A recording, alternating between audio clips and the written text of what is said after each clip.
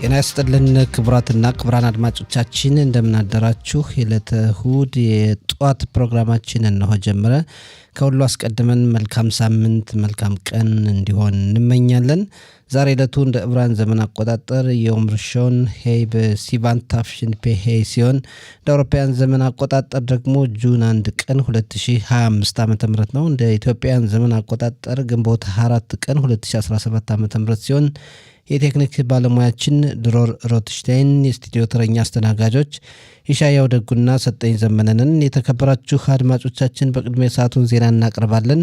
እዛም የጋዜጦቻም ወቅታዊ ዘገባና ቃለ ምልልሶችን እናደርሳለን። እስከ ፕሮግራማችን መጨረሻ ድረስ ቆይታችሁ ከኛ ጋር እንዲሆን አስቀድመን እንጋብዛለን። አሁን የሰዓቱ ዜና በኢሻያው ደጉ ይቀርባል። ሰጠኝ ዘመና አመሰግናለሁ። ሸቧተው መልካም ሳምንት ጭማሬ ካንተ ቡራኬ ማለቴ ነው። አርስተ ዜና። ጠቅላይ ሚኒስትር ናታንያሁ ሐማስ የተጠለፉትን ለማስለቀቅ የቀረበውን ሐሳብ ውድቅ በማድረጉና የዊትኮፍ ምላሽን አስመልክቶ ትናንት ምሽት በስልክ ተወያዩ። ከሁለት ሳምንታት ተኩል በፊት ባዛ ቀበሌ በተወሰደ ወታደራዊ የቦምብ ጥቃት የሐማስ ወታደራዊ ክፍል አዛዥ ሞሐመድ ሲንዋር መገደሉን መከላከያ ኃይል አረጋገጠ። የኢራን የኒውክሌር መርሃ ግብር ለወታደራዊ ትጥቅ መሆኑን አስጊ ስለመሆኑ ፕሬዝዳንት ይስሐቅ ሄርጾግ ተናገሩ። የቀድሞው የእስራኤል ብሔራዊ ባንክ ገዢ ስታንሊ ፊሸር በ81 ዓመታቸው ትናንት በሞት ተለዩ። የአየር ጸባይ ሁኔታ ዛሬ ከሰነበተው ይቀዘቅዛል የሚሉት የሰዓቱ አበይት ዜናዎች ናቸው። ዜና በዝርዝር እንሆ። ጠቅላይ ሚኒስትር ናታንያሁም ሐማስ የጠለፋቸውን ለማስለቀቅ የቀረበ ሐሳብ ውድቅ በማድረጉና የዊትኮፍ ምላሽን አስመልክተውም ትናንት ምሽት በስልክ ተወያይተዋል። የጠቅላይ ሚኒስትር ጽሕፈት ቤት እንደሚሉት እስራኤል የቀረበላትን አዲስ ሐሳብ ብትቀበለውም እንኳን ሐማስ ግን በአጥብቂነት በአክራሪነት እምቢተኝነቱን እንደቀጠለ ነው። ዊትኮፍ እንደተናገሩት የሐማስ ምላሽ ተቀባይነት የሌለውና ሁኔታውን ወደ ኋላ እንዲመለስ ያደርጋል ብለዋል። እስራኤል የተጠለፉትን ለመመለስ እናም ሐማስን ለማሸነፍ የምትወስደው እርምጃ እንደምትቀጥል የጠቅላይ ሚኒስትር ጽሕፈት ቤት በመግለጫቸው አስታውቀዋል። ሐማስ ድርጅት የዊትኮፍን መግለጫም እንዳልተቀበለውና ዊትኮፍ ትናንት ምሽት የሰጡትን ምላሽ ሐማስ ከተስማማበት ጋር የሚስማማ አይደለም ብሏል። ሐማስ አሁን አከራካሪ ሆነው ታጋሾቹ የተጠለፉትን በየትኛው ቀን ይለቀቁ የሚለው በግራ ቀኝ አጠያያቂ ነው ይላል። ከሁለት ሳምንታት ተኩል በፊት ባዛ ቀበሌ በተወሰደ ወታደራዊ ቦምብ ጥቃት የሐማስ ወታደራዊ ክፍል አዛዥ ሞሐመድ ሲንዋር እና በራፊያ ሰፈር ወታደራዊ አዛዥ ሞሐመድ ሻባአና መደምሰሳቸውን የእስራኤል ወታደራዊ ኃይልና የመረጃ ድርጅት አረጋገጡም። ቃል አቀባያችን ካርሜላ ምናሸ እንደዘገበችው አሸባሪዎች የተወገዱት በኻን ዩኒስ በሚገኘው የአውሮፓ ሆስፒታል ስር በሚገኝ የምድር ውስጥ ወታደራዊ የእዝና ቁጥጥር ግቢ ውስጥ በነበሩበት ወቅት ነው። የመሐኔ አማምላክቲ ፓርቲ ሊቀመንበር ቤኒ ጋንጽ እንዳሉት የተሳካው የሙሐመድ ሲንዋር ግድያም ከአብዛኛዎቹ የሐማስ ከፍተኛ ባለስልጣኖች ግድያ ጋር ቀላቀላል። ይህ ደግሞ ለጠላቶቻችን ግልጽ መልእክት ነው። የሚያሳዝነው ነገር ቢኖር አሉ የናታንያሁ ሃዮም ሼአሬ ሰነድ በመጋቢት 2004 ዓ.ም ዘገባ ይፋ ከሆነ ከአንድ ዓመት በፊት ጠቅላይ ሚኒስትሩ የሐማስን አስተዳደር በሌላ አስተዳደር ለመተካት አልሰሩም። ቤኒ ጋንጽ በጻፉት መግለጫቸው ላይ ጠቅላይ ሚኒስትሩ ያስቀመጡትን ግብ እያሳኩ አይደለም በማለት ተችተዋቸዋል። የኢራን የኒውክሌር መርሃ ግብርን የእስራኤል ፕሬዝዳንት ይስሐቅ ሄርዞግ ትናንት ይፋ የሆነውን ዜና አስመልክተው እንደተናገሩት የዓለም አቀፉ የአቶሚክ ኢነርጂ ወኪል ዘገባ ከባድና ከዚህ በፊት ታይቶ የማይታወቅና የኢራን እውነተኛ ግብ የሚያሳይ ወታደራዊ ኒውክሌር ፕሮግራሟን ወደፊት እያራመደች መሆኗን እንደሚያሳይ ተናግረዋል። ይህ ከባድ የማስጠንቀቂያ ቀይ መብራት ነው። ዓለም አቀፍ ማህበረሰብ አይኑን ጨፍኖ ማየት አይችልም። ኢራንን ለማስቆም በፍጥነትና በቆራጥነት እርምጃ መውሰድ አለባት።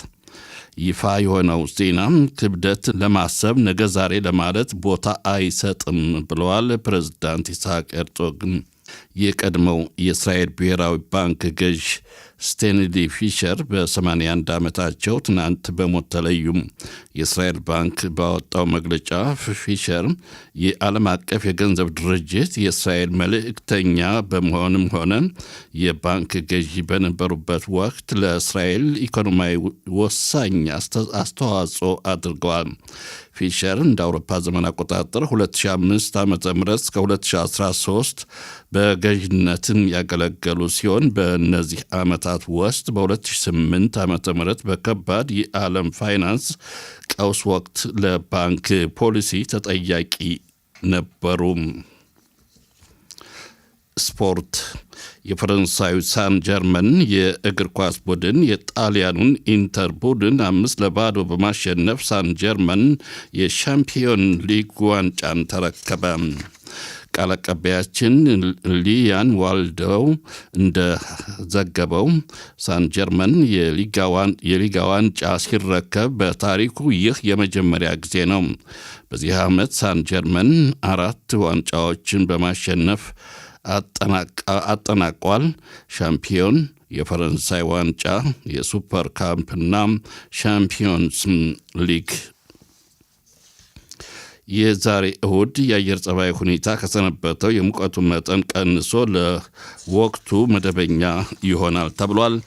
ነገ ሰኞ ጠዋት ላይ ቀዝቃዛማ ሆኖ በሰሜንና በባህር ዳርቻ ሜዳማ ቦታዎች በጥቂቱ እንደሚያካፋ የአየር ጸባይ ሁኔታ ተመራማሪዎቹ ተንብየዋል። ዜናው አበቃ። ሰጠኝ ሻያው እናመሰግናለን። የተከበራችሁ አድማጮቻችን ወደ ቀጣይ ዝግጅት ለመተላለፍ ሙዚቃ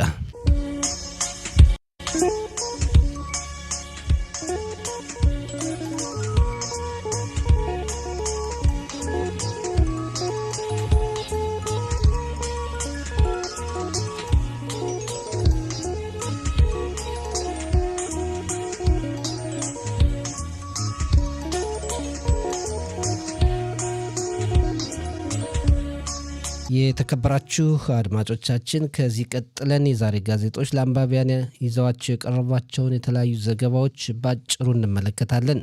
ዛሬ ለዝግጅት ክፍላችን የደረሱት 3 የእስራኤል አንጋፋ ጋዜጦች ናቸው። ኢዲዮት አህሮኖት፣ ማዕሪብና ሐሬጽ ናቸው። ሶስቱም ጋዜጦች በተመሳሳይ ሁኔታ ከዘገቡት ጉዳይ መካከል አንዱ በሐማስና ተባባሪዎች የተጠለፉ ዜጎችን ለማስመለስ በአሜሪካ መንግስት ልዩ መልእክተኛ ስቲቭ ዊትኮፍ አማካኝነት የቀረበውን የስምምነት ሀሳብ የሐማስ ድርጅት ለመቀበል ፈቃደኛ ለመሆኑን ነው።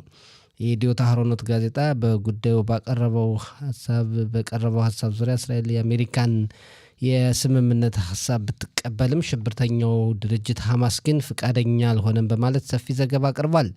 አንድ የእስራኤል ከፍተኛ ባለስልጣን እንዳሉት የሐማስ ድርጅት ለድርድር ያሉ በሮችን ሁሉ ዘግቷል ብለዋል። የአሜሪካ መንግስት ልዩ መልእክተኛ ዊትኮፍ በበኩላቸው ሐማስ ወደ ኋላ መለሰን፣ የስምምነት ሀሳቡን አለመቀበሉ ችግሩን ባለበት እንዲቀጥል ያደርጋል በማለት ሐማስን በከፍተኛ ሁኔታ ወቅሰዋል።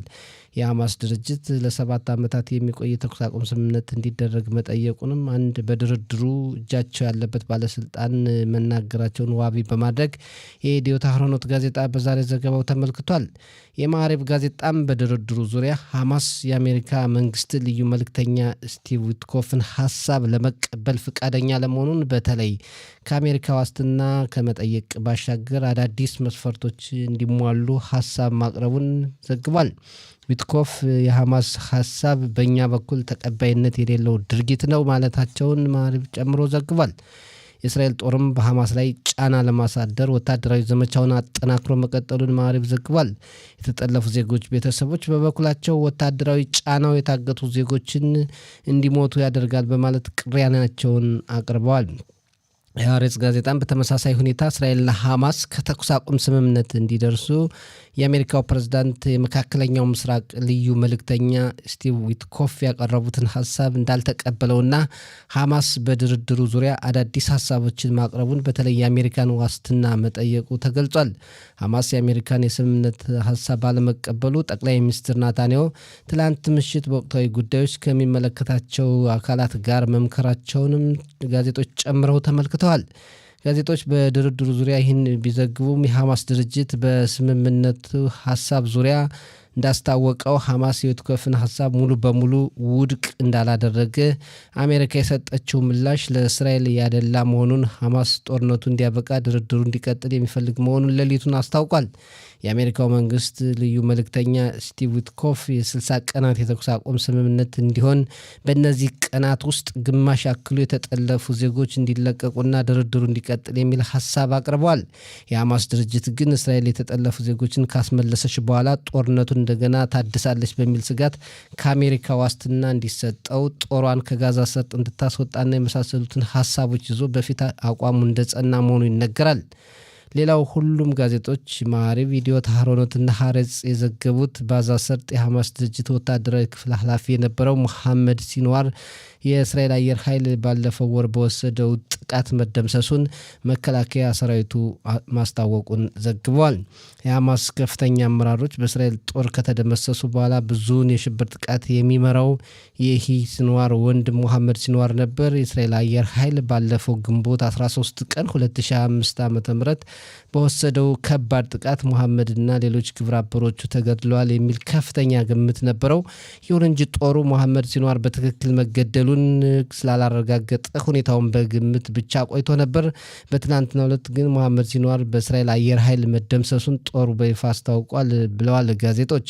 የሙሐመድ ሲንዋር መደምሰስ ለእስራኤል ትልቅ ስኬት ነው። ሐማስ ተተኪዎችን በጣም ለብዙ ዓመታት ድርጅቱን የመሩት ቀንደኛ አሸባሪዎች መደምሰሳቸው ለድርጅቱ ከፍተኛ ውድቀት መሆኑ ተዘግቧል። ሌላው በዛሬ ጋዜጦች በስፋት የቀረበው ጉዳይ የኢራን የኒውክሌር ጦር መሳሪያ ዕቅድ ነው። ሐሬጽም ሆነ ማዕሪብ እንዲሁም ይዲኦት አህሮኖት ሶስቱም ጋዜጦች ኢራን የኒውክሌር ዕቅዷን ለማሳካት እየተቃረበች እንደሆነ ዘግበዋል። ጀምላ ጨራሽ የሆኑ መሳሪያዎች እንዳይሰሩ የሚከላከለው የዓለም አቶም ተቆጣጣሪ ድርጅት ባወጣው መግለጫ ኢራን የኒውክሌር ጦር መሳሪያ መስራት የሚያስችላትን ኡራኒየም የተሰኘውን ንጥረ ነገር በበቂ ሁኔታ ማብላላቷን አስታውቋል። እንደ ዓለም አቶም ተቆጣጣሪ ድርጅት ገለጻ ከሆነ ኢራን 60 ከመቶ የኡራኒየም ንጥረ ነገር አብላልታለች። ይህም የኒውክሌር ጦር መሳሪያ እንድትሰራ ያደርጋታል ብሏል። የማዕሪብ ጋዜጣ ዓለም አቀፉ ማህበረሰብ ኢራንን ከዚህ ድርጊቷ ሊያስቆማት ይገባል በማለት ዘግቧል። ኢራን ለሰላማዊ አገልግሎት የሚውል የኒውክሌር ፕሮግራም ሰራለሁ በሚል ሰበብ ኢራን የኡራኒየም ንጥረ ነገር እያብላላች እንዳለች ይታወቃል። ይሁን እንጂ አሜሪካም ሆነች እስራኤል ኢራን ጥረቷ የኒውክሌር ጦር መሳሪያ ለመስራት ነው በሚል ሀገሪቱ በፍጹም የኒውክሌር ጦር መሳሪያ ባለቤት እንድትሆን እድሉን አንሰጣትም የሚል መግለጫዎችን በተደጋጋሚ ጊዜ ያወጣሉ። በሌላ በኩል ደግሞ አሜሪካና ኢራን የኒውክሌር እቅዱ ዙሪያ እየተወያዩ ያለበትም ወቅት ነው። የአሜሪካው ፕሬዝዳንት ዶናልድ ትራምፕ ከኢራን ጋር ከስምምነት የምንደርስበት ሁኔታ ሊኖር ይችላል የሚል መግለጫን መስጠታቸውም ይታወቃል። በሌላ በኩል ደግሞ እስራኤል ኢራንን በተናጠል የማጥቃት እቅድ እንዳላት የአሜሪካ መገናኛ አውታሮች ሲዘግቡ ቆይተዋል። አሜሪካ በበኩሏ ከኢራን ጋር በድርድር ባለችበት ወቅት እስራኤል በኢራን ላይ ጥቃት እንዳትፈጽም ማሳሰቧም ይታወቃል። ይህ ሁሉ ነገር እያለ የዓለም አቶም ተቆጣጣሪ ድርጅት ሰሞኑን እንዳስታወቀው ኢራን የኒውክሌር ጦር መሳሪያ ባለቤት ለመሆን እየተቃረበች ነው። የኒውክሌር ፈንጅ ሊያሰራት የሚችል የኡራኒየም ንጥረ ነገር አብላልታለች የሚል ሪፖርት ይፋ አድርጓል። ይህ የኢራን ግስጋሴ የሚያሰጋቸው ሀገራት ሁኔታውን በትኩረት እየተከታተሉ መሆኑን ጋዜጦች በዛሬ ዘገባቸው ሰፊ ትኩረት ሰጥተው ዘግቧል። ሌላው የማዕሪፍ ጋዜጣ የዘገበው ባዛ ጀቫሊያ በተባለችው ከተማ በምህንድስናው ክፍል ሲሰራ የነበረው የ19 ዓመቱ ዳቪድ ሊቢ በፍንዳታ ህይወቱ ማለፉ ይታወቃል።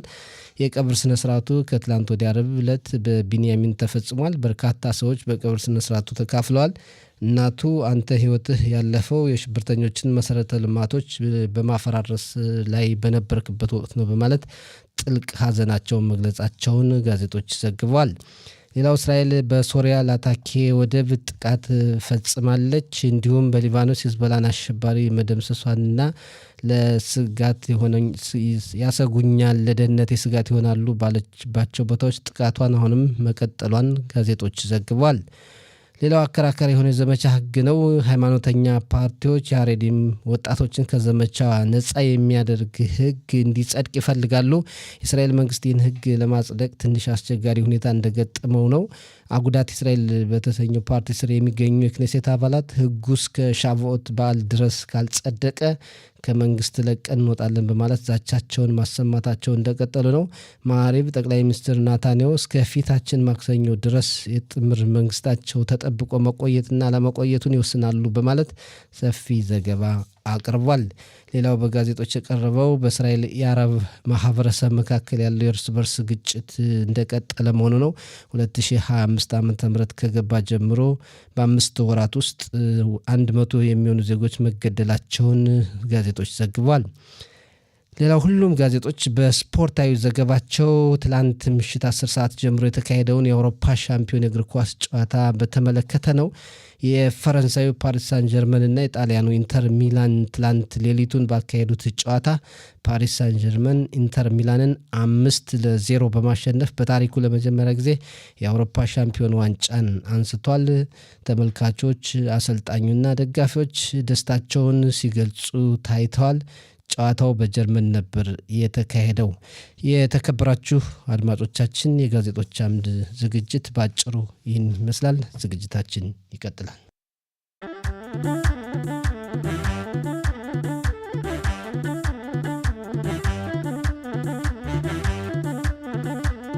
ሰጠኝ ዘመነ ወደ ወቅታዊ ዘገባ እንሸጋገራለን። በዋናነት የተጠለፉ ዜጎችን ለማስመለስ የአሜሪካው መንግስት ልዩ መልእክተኛ ስቲቭ ዊትኮፍ ያቀረቡት ሀሳብ በሐማስ በኩል ተቀባይነት አጣ መባሉ እንዴት ታያል?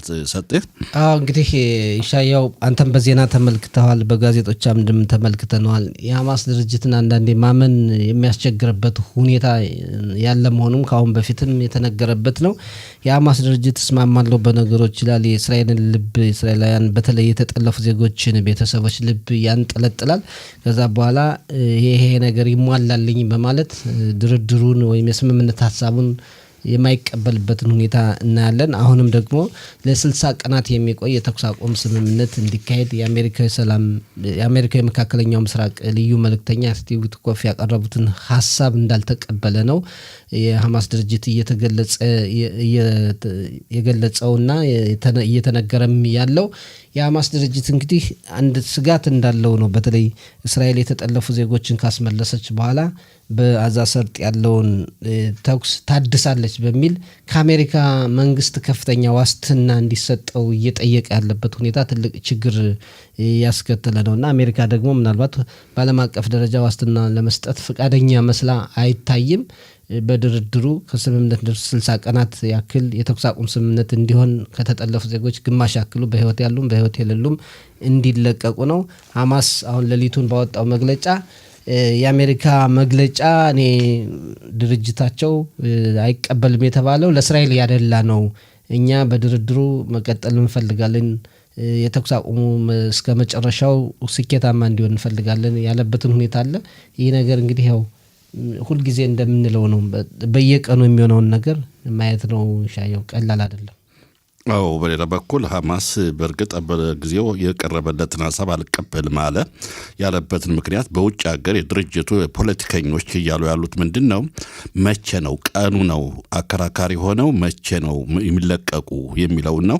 እንግዲህ በቀጣይነት የምንመለከተው በርዕሰ ጉዳይ ቤተሰቦችም የጠለፉባቸው በጣም በመጨነቅ በማሰብ ላይ ነው ያሉት። እንከታተለዋለን እና ቀጣይ ወቅታዊ ዘገባችን ደግሞ የውትድርና የዘመቻ ህግ ካልጸደቀ የሀሬዲም ፓርቲዎች ከመንግስት ለቀን ወጣለን እያሉ ዛቻ እያሰሙ ነው። ይሄ እንዴት ነው? ለመንግስት አስጊ ይሆን? አሁን እንግዲህ ይህም ለእስራኤል ጥምር መንግስት ትንሽ ውጥረትን የፈጠረ ሁኔታ ነው። ምክንያቱም ይህ አሁን የዘመቻ ህጉ ከአሁን በፊትም እንደምናውቀው ብዙውን ጊዜ የሀሬዲም ወጣቶችን በግዴታ እንዲዘምቱ የሚያደርግ አይደለም። አሁን ግን እስራኤል ካለችበት ተጨባጭ ሁኔታ አንጻር ሁሉም የህብረተሰብ ክፍል እኩል ለሀገሩ ማገልገል አለበት የሚል ሀሳብ አለ። የሀሬዲም ፓርቲዎች ደግሞ በነበረው እንዲቀጥል ነው የሚፈልጉ። ከሊኩድ ፓርቲም ህጉ መቀየር አለበት የሚሉ ህጉ እንደ አዲስ መታየት አለበት የሚሉ የክኔሴት አባላት እንዳሉ ይነገራል። እና ይህንን አጣጥመው እንግዲህ ጠቅላይ ሚኒስትር ናታንያሁ መፍትሄ የመፈለግ ትልቅ ኃላፊነት አለባቸው ማለት ነው። ካልሆነ አሁን አጉዳት እስራኤል የተባለው ፓርቲ ምንድነው ያስታወቀው? ከሻቮት በዓል ማለት ነገ ማለት ነው። ነገ ድረስ ነገ ማታ ምናልባት የዘመቻ ህጉ ካልጸደቀ ከመንግስት ለቀን እንወጣለን ብለው ዛቻ ያሰሙበት ሁኔታ አለ። እንግዲህ የሌሎችም የሻስ ፓርቲ አቋም በትክክል እስካሁን አልተገለጸም እና ለመንግስት ያው ስጋት ሊሆን ይችላል። የሀሬዲም ፓርቲዎች አብረው ከመንግስት ካልቆዩ መንግስት የማይቆይበት ሁኔታ ሊኖር ይችላል። ነገር ግን ጠቅላይ ሚኒስትር ናታንያሁ መፍትሄ ይፈልጉለታል ተብሎ ይታሰባል። ሻይ ቀላል አይደለም። ሰጠኝ ዘመነ ሀገራችን በጦርነት ላይ የምትገኝ ከአንድ ዓመት ከ8 ወራት በላይ የዘለቀ ጦርነት ላይ በምትገኝበት ጊዜ መንግስት ጥምር መንግስት ከፈረሰ ምን ችግር እንደሚያስከትል ነውና እንዳልከው ጠቅላይ ሚኒስትሩ በዚህ መፍትሄ ያፈላልጋሉ ተብሎ ይጠበቃል። አብዛኛው የሀገራችን ዜጎች የሀሬዲም ሃይማኖት አጥባቂ ኃይሎችም ልጆቻቸው በእኩልነት ደረጃ ውትድርና ያገልግሉ ባይ ናቸውና እንደገና መንግስት የማቋቋም ችሎታም አላቸው። ጠቅላይ ሚኒስትሩ እንግዲህ አሁን እንዳልከው ነው።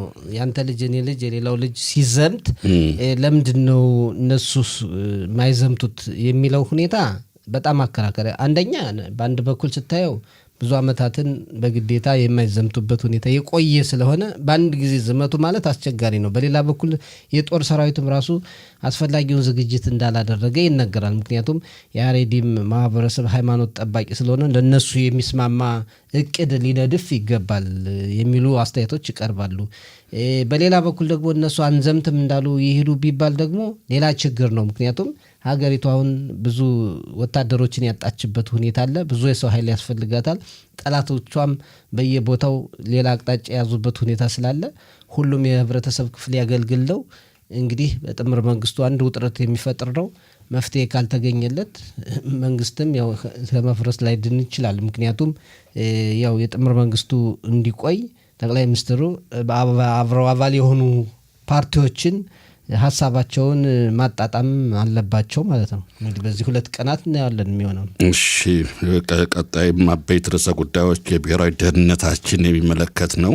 ቀጣዩ ደግሞ በአጭር የምንመለከተው የኢራን የኒውክሌር ጦር መሳሪያ ሊያሰራት የሚያስችላት የዩራኒየም ንጥረ ነገር ማዕደን ማብላላት መቻሏ የዓለም የአቶም መሳሪያዎች ተቆጣጣሪ ድርጅት በሪፖርቱ ይፋ ማድረጉ እንዴት ይታያል? ይህ ሁኔታ ይሄም ለእስራኤል ብቻ ሳይሆን በዚህ በመካከለኛው ምስራቅ ላሉ በርካታ ሀገራት የሚያሰጋ ነው። ኢራን የኒውክሌር ጦር መሳሪያ ባለቤት መሆን የለባትም የሚሉ በርካታ ሀገራት አሉ። ከነዛ ውስጥ እስራኤል አንዷ ነች። እንግዲህ ኢራን የኒውክሌር መሳሪያ ለመስራት ቅድ እንዳላት ይነገራል። በሌላ በኩል ለሰላማዊ አገልግሎት፣ ለምርምር፣ ለሕክምና የሚያገለግል የዚህ ኒውክሌር ፕሮግራም ነው ምሰራ ትላለች። በሌላ በኩል ደግሞ ለጦር መሳሪያ የሚሆነውን የዩራኒየም ንጥረ ነገር ማብላላቷና 60% የሚሆን እንዳላት የኒውክሌር ፈንጅ ላሰራት የሚችል ንጥረ ነገር እንዳላት የዓለም የተከለከሉ ጦር መሳሪያዎች ተቆጣጣሪ ድርጅት ያስታወቀበት ሁኔታ ቀላል አይደለም እና ይሄ ሁኔታዎችን መርምሮ ነው። ስለዚህ ስጋቱ ከፍተኛ ነው። አሜሪካ በአንድ በኩል ከኢራን ጋር ድርድር እያደረግኩ ነው ትላለች። በሌላ በኩል ደግሞ ኢራን ጊዜ እየወሰደች ይህን የኡራኒየም ነገር ካብላላች ለእስራኤልም ለሌላው ዓለም አቀፍ አካላትም ስጋት ነው የሚሆን። እንግዲህ ኢራን የኒውክሌር ጦር መሳሪያ ባለቤት ከሆነች የኒውክሌር ጦር መሳሪያ አላቸው የሚባሉ ሀገራትን በይፋ የሚታወቁትና አሜሪካን ሌሎችንም የማትፈራበት ሁኔታ ሊኖር ይችላል። ያው ኒውክሌር ከተተኮሰ ኒውክሌር ልትተኩስ ትችላለች። ስለዚህ ለዓለም ስጋት ነው የምትሆነው እና ይህንን የማስቆም ደግሞ የአሜሪካ የእስራኤል እና የሌሎች አካላት ኃላፊነት ነው ይባላል። ያው ዓለም አቀፉ ማህበረሰብ በጸጥታ እየተመለከተው ነው። አሜሪካ ብቻ ናት አሁን በድርድሩ ሰፊ ሁኔታውን ይዛለ። ሌላ እስራኤል ደግሞ በጦር ኃይሏ የኢራንን የኒውክሌር ጦር መሳሪያ የማውደም እቅድ እንዳላት በፍጹም ኢራን የኒውክሌር ጦር መሳሪያ ባለቤት መሆን የለባትም የሚል አቋም እንዳላት ነው። እንዴት ይቆማል የሚለው በቀጣይ ምናየው ይሆናል። እንከታተላለን።